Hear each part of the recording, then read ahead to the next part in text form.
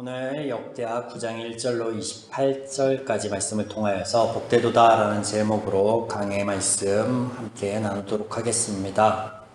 왕이 된 솔로몬 그리고 그가 누린 모든 영화가 하나님의 은혜라 말씀드렸습니다. 역대하 1장 1절 다윗의 아들 솔로몬의 왕위가 견고하여 가며 그의 하나님 여호와께서 그와 함께하사 심히 창대하게 하시니라. 그래서 하나님의 이 은혜의 결과들에 대해서 역대하 9장 22절로 28절에는 이렇게 기록하고 있습니다. 솔로몬의 왕의 재산과 지혜가 천하의 모든 왕들보다 크다. 또 천하의 열왕이 하나님께서 솔로몬의 마음에 주신 지혜를 들으며 그의 얼굴을 보기 원하여 각기 예물을 가지고 왔으니 은 그릇과 금 그릇과 의복과 갑옷과 향품과 말과 노새 해마다 정한 수가 있었더라 말씀하고 있습니다. 또 솔로몬의 병검에는 말의 외양간은 4천이고 마병은 12,000 병거성에 두고 또 예루살렘 왕에게도 두었다라고 말하고 있습니다.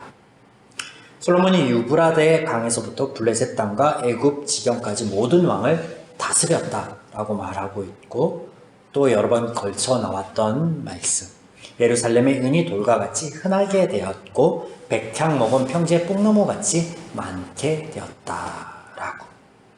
이 같은 그가 이스라엘의 왕으로 누렸던 모든 영화에 대해서 그의 말년에 그는 어떤 고백을 하고 있냐. 전도서 1장 1절로 2절 말씀입니다. 다윗의 아들 예루살렘의 왕 전도자의 말씀이라. 전도자가 이르되 헛되고 헛되며 헛되고 헛되니 모든 것이 헛되도다. 솔로몬이 고백하길 그가 한 1년의 모든 수고함이 헛되다라고 고백하고 있습니다. 여러분, 이 고백이 솔로몬이 언제 한 것으로 여겨집니까? 그의 말년입니다. 인생의 말년, 왕정의 말년.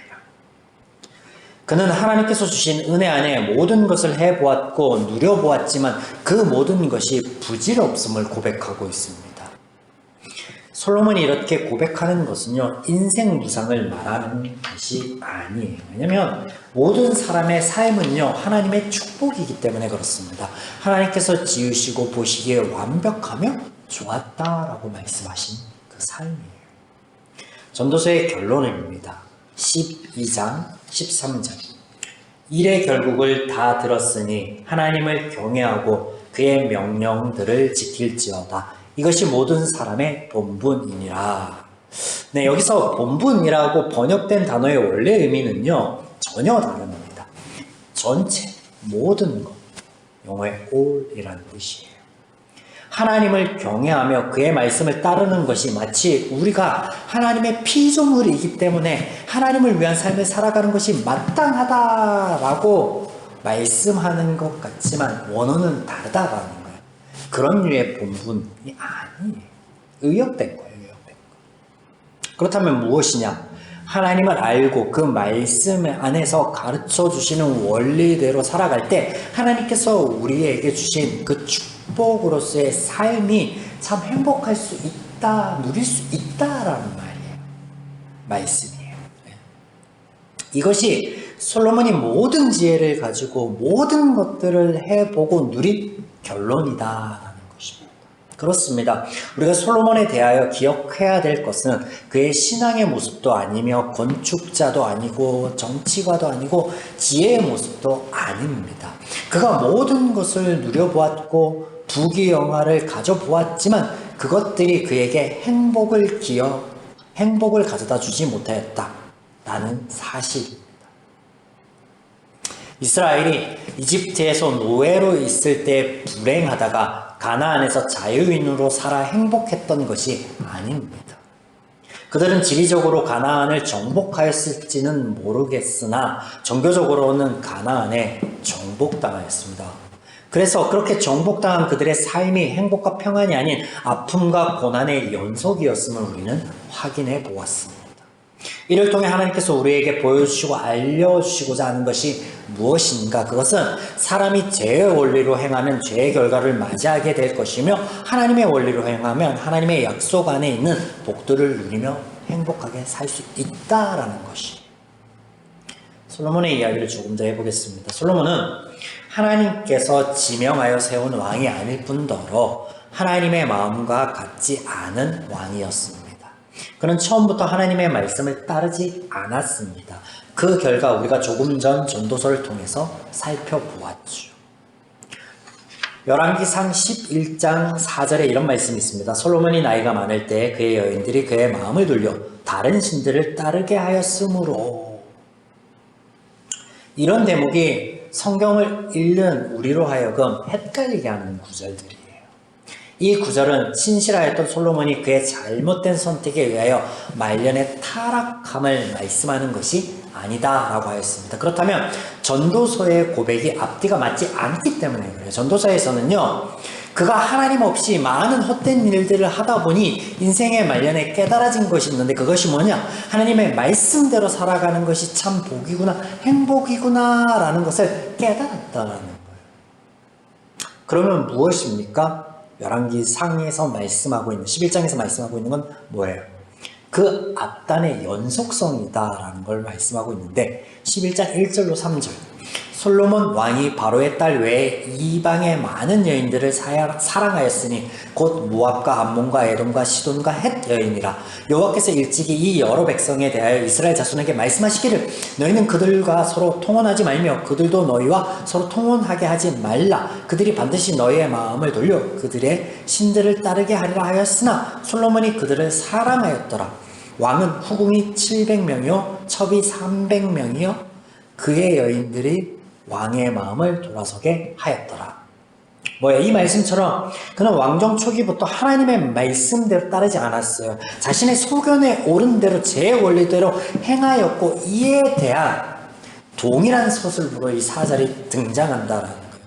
실질적으로 원어도요, 사절의 시작이 지속적 영법을 나타내는 접속사로 이어지고 있습니다. 우리가 이렇게 말씀들을 살펴보는 것은 그의 초년에 행한 모든 일들이 결코 신앙이 아닌 죄적 사고에서 난 것이다 라는 것을 재확인하기 위해서입니다. 열왕기서 강해를 나누며 누차 말씀드렸던 것이 있죠. 이스라엘의 왕정 제도는 하나님을 대신하여 택한 재선택, 재방법이다 라는 것입니다. 그러므로 사울, 다윗, 솔로몬으로 이어지는 이들의 이야기는요, 하나님의 관점에서 죄인들의 이야기입니다. 이후로 모든 왕들의 이야기도 마찬가지이죠. 그들 중 선인과 악인이 따로 있고 우상 숭배자와 신앙인이 따로 있는 것이 아닙니다. 창세기의 하나님의 선언처럼 죄인들의 이야기입니다. 우리가 죄를 죄로 보고 죄인의 선택과 방법론을 죄의 것으로 보아야만 하나님의 은혜의 역사가 상과 복이 아닌, 심판이 아닌 온전한 은혜로 우리에게 다가오고 보이게 될 것이다 라는 거예요. 이것을 위해서 성경 말씀을 재조명해 보고 있습니다. 솔로몬이 하나님께서 허락하신 모든 은혜를 제 원리로 사용함에 백성들은 하나님을 배우지 못하였고, 그 결과 나라는 분열되고 우상 숭배는 더욱 팽배하여져 갑니다. 오늘 본문 가운데 솔로몬이 죄의 원리로 행함과 변함없으신 하나님의 은혜를 우리가 살펴볼 텐데, 이것을 마지막으로 솔로몬의 이야기는 일단락 지으려고 합니다. 솔로몬의 명성을 듣고 천하의 많은 왕들이 예물을 가지고 그에게 모여들었습니다. 그 많은 사람들이 솔로몬에게 들었던 지혜가 무엇일까? 그 지혜에 대해서 이렇게 말씀하십니다. 본문 4절, 그의 상의 음식물과 그의 신하들의 좌석과 그의 신하들이 도열한 것과 그의 공복과 술 관원들과 그들의 공복과 여호와의 전에 올라가는 층계를 보고 정신이 황홀하여. 그들이 솔로몬을 통하여 하나님을 보고 하나님의 말씀을 배운 것이 결탄코 아닙니다. 건축물을 보았고 신하들을 보았고 이스라엘의 부함과 화려함을 보았다라는 거예요. 솔로몬이 고백한 바 헛된 것들을 보았다라는 거예요. 그것에 정신이, 마음이 다 빼앗겼다라는 거예요.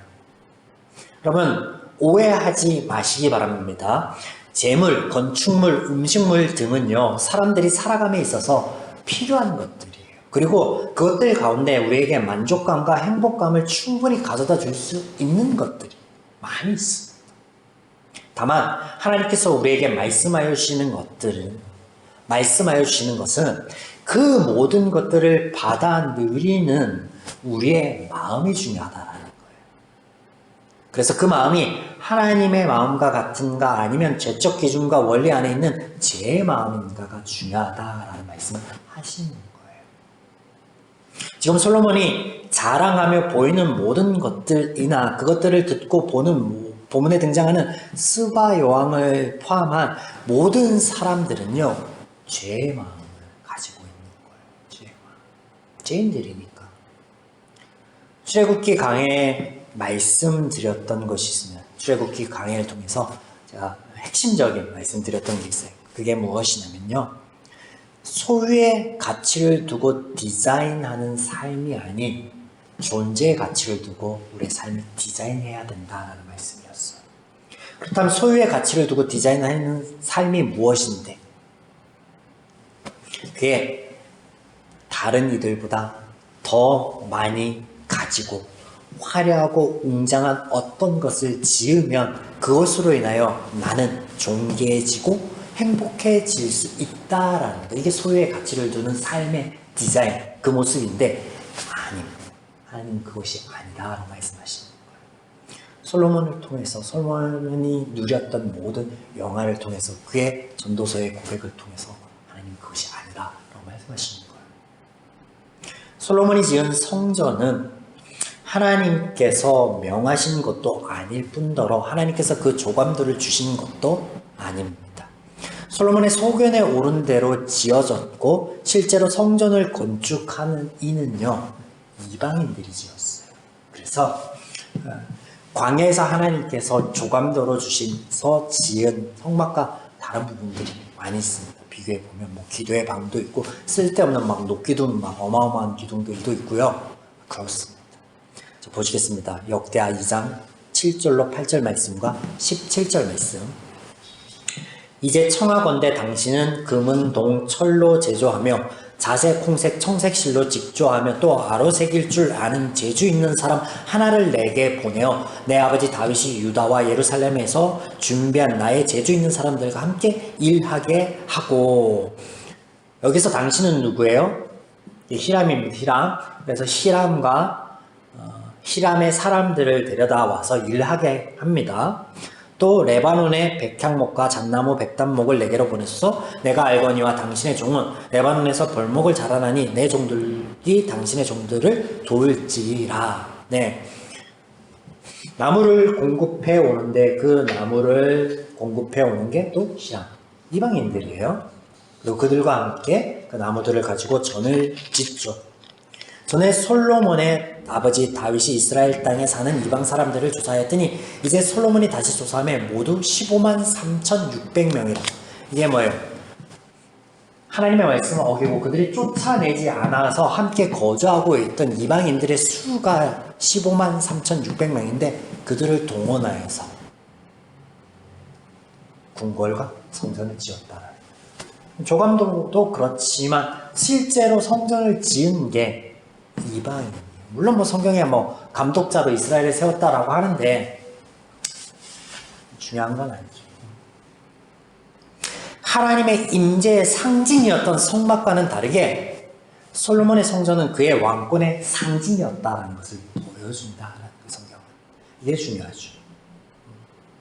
이렇게 지어진 성전은 전형적인 이방 종교의 본을 따라 운영된다, 될 것이다 라는 것을 안 보아도 아는데 확인해 볼 수도 있습니다. 우리가. 잠깐 확인해 볼까요? 하나님께서는요, 당신께서 계신 곳이 또 하나님께서 선택한 곳이 거룩한 곳이다 라고 말씀하셨어요. 그 기준이 하나님께 있다라는 말씀을 하셨는데 솔로몬은 자신이 지은 성전이 거룩하다라고 말하는 거예요. 그래서 그 거룩한 곳에 이방인이 머물지 못할 것이다 라고 말하는데 앞서 이야기한 것과는 맞지 않죠. 왜냐하면 성전 자체를 이방인이 졌는데요. 그래서 이방인이 머물지 못할 것이다 말하면서 자신이 데리고 온 많은 이방 여인들을 위하여서 다른 장소를 만들고 또 그 이방인 여인들이 섬기는 신을 위하여서도 똑같이 성전을 건축합니다. 본문에는 8장 11절에 그 내용이 있죠. 앞뒤가 말이 안 맞는 거예요. 앞뒤가 말이 안 맞아요. 또 하나님의 말씀이 아닌 다윗의 규례를 따라 솔로몬의 성전 가운데 직무를 맡기고 운영을 합니다. 그게 등장해요. 8장 14절로 15절. 솔로몬이 또 그의 아버지 다윗의 규례를 따라 제사장들의 반열을 정하여 섬기게 하고 레위 사람들에게 그 직분을 맡겨 매일의 일과대로 찬송하며 제사장들 앞에서 수종 들게 하며 또 문지기들에게 그 반열을 따라 각 문을 지키게 하였으니 이는 하나님의 사람 다윗이 전에 이렇게 명령하였습니다. 제사장과 레위 사람들이 국보 일이든지 무슨 일이든지 왕이 명령한 바를 전혀 어기지 아니하였더라. 뭐예요? 하나님은 말씀하시지 않았는데 말씀하시지 않은 일들이 이루어지고 있는데 뭐 때문에 그래요 이게? 성전 때문에 그래요. 하나님이 짓지 말라라고 한 성전 때문에 그것을 운영해야 되니까 이렇게만 보면요 이방 신전들과 다를 바가 없습니다. 솔로몬의 모든 행위가 이와 같을진데 9장에서 솔로몬의 모든 건축물과 지혜를 들은 스바 여왕에 찬양한 것이 여호와 하나님일까요? 그렇지 않다라는 거예요. 그렇지 않다라는 거예요. 7절 복되도다 당신의 사람들이요 복되도다 당신의 이 신하들이요 항상 당신 앞에 서서 당신의 지혜를 들음이로다. 8절 당신의 하나님 여호와를 송축할지로다 하나님이 당신을 기뻐하시고 그 자리에 올리사 당신의 하나님 여호와를 위하여 왕이 되게 하셨도다. 당신의 하나님이 이스라엘을 사랑하사 영원히 견고하게 하시려고 당신을 세워 그들의 왕으로 삼아 정의와 공의를 행하게 하셨도다 하고 스바 여왕은요 여호와를 높이고 찬양한 것이 아닙니다. 그저 솔로몬과 그의 신을 높였을 뿐입니다. 인사치레 외교와 외교 문제에서 당연히 언급돼야 될 어떤 그런 인사치레였다는 거예요. 그러나 참 부끄럽게도 솔로몬과 이스라엘은 그들의 찬양의 대상, 감사의 대상으로서의 하나님을 알고 있다는 거예요. 많은 시간 하나님의 말씀을 들었고 하나님의 역사를 경험하였다라는 거예요.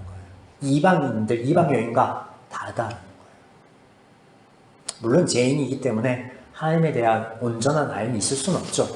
하지만 차이가 있다라고. 차이가 있죠. 하나님이 그간에 함께 하시고 역사하신 것들이 있으니. 그러나 스바 여왕처럼 하나님을 찬양하고 있지 못하다라는 거예요. 안타깝다라는 거예요. 안타깝다. 솔로몬은 하나님을 찬양하는 것이 아니라 하나님을 그의 왕권 강화와 왕위를 견고하게 하기 위한 도구로서 사용하고 이용하고 있고 그렇게 성전을 짓고 하나님이 주신 지혜와 하나님이 주신 영화를 자신의 영락을 위해서 사용하고 있었다. 그게 안타까운 거예요. 물론 그가 중간중간에 기도나 찬양이 그간에 등장합니다. 이스라엘에. 솔로몬도 하였죠. 반쪽짜리예요. 반쪽짜리. 안타깝게도 또한 말 따로 행동 따라요. 고백은 고백일 뿐 그들의 삶에서는 여전히 제 원리로 행할 뿐이다라는 거죠. 솔로몬의 말년에 깨닫게 될 진리를 지금 아무것도 모르는 이방 여인이 고백하고 있다라는 점도 우리가 눈여겨볼 만하죠. 물론 그 고백도 반쪽짜리지만 솔로몬의 모든 것이 하나님의 은혜이기에 그 모든 것이 복되다라고 하고 있어요. 하나님께서는 죄인의 행위를 보시고 복을 주시는 것이 결단코 아닙니다. 지금 우리가 살펴본 바 솔로몬은요 하나님 앞에 전혀 신앙의 모습을 은혜로운 모습을 보인 적이 없어요. 다만 하나님이 아무런 조건 없이 은혜를 베푸시죠. 은혜예요. 그래서 은혜예요. 솔로몬은 하나님의 은혜를 입었습니다. 지금 그가 그 은혜를 누리고 있으나 깨닫지 못할 그때 하나님께서 타인의 입을 통해서 타인을 통하여서 다시금 하나님을 전하고 알려주시고 하나님께서 주신 복이 무엇인지 깨닫게 하여 주신다. 이게 하나님의 은혜로 그의 삶을 선용해 나아가시며 함께하고 계시다라는 것을 우리에게 보여주고 있다. 사랑하는 여러분, 하나님의 말씀 안에서 우리의 마음과 생각이 늘 지켜지시기를 축원드립니다. 제 마음과 원리가 아닌 하나님의 마음으로 소유가 아닌 존재의 가치를 두고 하나님의 선물로서의 삶을 누려가시길 바랍니다. 하나님께서 살아계심과 나와 함께 계심, 나는 그 하나님의 일하심의 결과하여 그분의 자녀다라는 것, 이 존재의 이유가 힘이 되고 행복한 삶의 지혜로 다가오는 이 한 주가 되기를 간절히 축복드립니다. 중보드립니다. 아멘.